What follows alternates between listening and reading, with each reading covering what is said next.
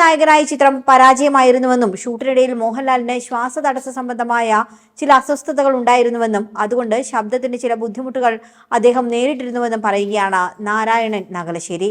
നിരവധി സിനിമകളിൽ പ്രൊഡക്ഷൻ കൺട്രോളറായിരുന്നു നാരായണൻ നഗലശ്ശേരി. ഒരു കാലത്ത് ഒരുപാട് സിനിമകൾക്ക് വേണ്ടി അദ്ദേഹം പ്രവർത്തിച്ചിട്ടുണ്ട്.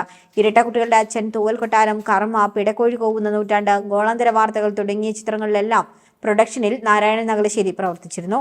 മോഹൻലാൽ അഭിനയിച്ച പ്രിൻസ് എന്ന ചിത്രത്തെക്കുറിച്ചും മറ്റ് അനുഭവങ്ങളെക്കുറിച്ചുമൊക്കെ നാരായണൻ നഗലശ്ശേരി ഒരു ഓൺലൈൻ ചാനലിലൂടെ സംസാരിക്കുകയാണിപ്പോൾ. മോഹൻലാൽ നായകനായി പ്രിൻസ് ഒരു വിജയ ചിത്രമായിരുന്നില്ല. എന്നാൽ അന്ന് ഏറ്റവും അധികം ബജറ്റിൽ ചിത്രീകരിച്ച ചിത്രം കൂടിയായിരുന്നു. ആ സിനിമയുടെ സെറ്റിൽ വെച്ച് മോഹൻലാലിന് ശ്വാസതടസ്സ സംബന്ധമായ ചില അസ്വസ്ഥതകൾ ഉണ്ടായിരുന്നു. അതുകൊണ്ട് ശബ്ദത്തിന് ചില ബുദ്ധിമുട്ടുകൾ അദ്ദേഹം നേരിട്ടിരുന്നുവെന്നും ആ പ്രശ്നം ഡബ്ബിങ്ങിന്റെ സമയത്ത് പ്രകടമായി മനസ്സിലായി എന്നും സിനിമ റിലീസ് ചെയ്തപ്പോൾ അത് മോഹൻലാലിന്റെ ശബ്ദമല്ല എന്ന് ആളുകൾ പറഞ്ഞുവെന്നും ഈ കാരണങ്ങൾ കൊണ്ടൊക്കെ മാത്രമല്ല പ്രിൻസ് പരാജയപ്പെട്ടു പോയതെന്നും നാരായണൻ നഗലശ്ശേരി പറയുന്നു. പ്രിൻസ് എന്ന സിനിമ സംവിധാനം ചെയ്തത് തമിഴ് തെലുഗു സിനിമകളുടെ സംവിധായകനും നടി ശാന്തികൃഷ്ണയുടെ സഹോദരനുമായ സുരേഷ് കൃഷ്ണയായിരുന്നു. അദ്ദേഹം ഇതിൽ തമിഴ് സിനിമയുടെ സ്റ്റൈലിൽ എടുത്തതാണ് പ്രധാന പരാജയം കാരണമെന്ന് പറയാം. കാരണം മലയാളി ഓഡിയൻസിന് ഒട്ടും റിയലിസ്റ്റിക് അല്ലാത്ത രംഗങ്ങൾ ഇഷ്ടപ്പെട്ടോ എന്ന് സംശയമാണെന്നും വലിയ ലാഭമില്ലെങ്കിലും ചിത്രത്തിന്റെ മൊത്തം തുകയും തിരിച്ചു കിട്ടിയതാണ് നിർമ്മാതാവ് കൊച്ചുമോൻ പറഞ്ഞതെന്നും നാരായണൻ നഗലശ്ശേരി പറയുന്നുണ്ട്.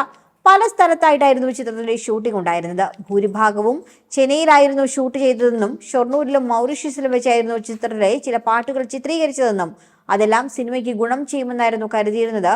എങ്കിലും പ്രതീക്ഷിച്ച വിജയം നേടിയില്ല എന്നും നാരായണൻ നഗലശ്ശേരി പറയുന്നുണ്ട്.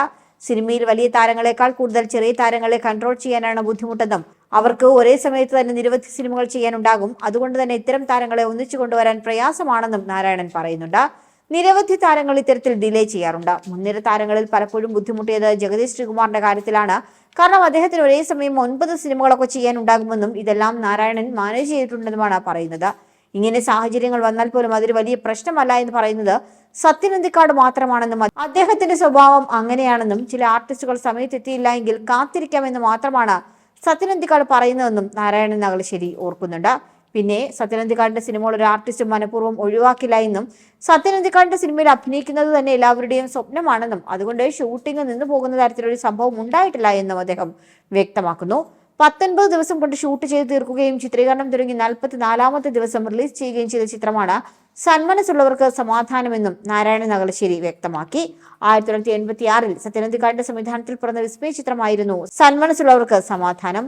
സത്യൻ അന്തിക്കാട്, മോഹൻലാൽ, ശ്രീനിവാസൻ കൂട്ടുകെട്ടിൽ ആ കാലഘട്ടത്തിൽ റിലീസ് ചെയ്ത സിനിമകളെല്ലാം വൻ ഹിറ്റായിരുന്നു. കൂടുതൽ വാർത്തകൾക്കായി B4 Blaze ഫോളോ ചെയ്യൂ, സബ്സ്ക്രൈബ് ചെയ്യൂ.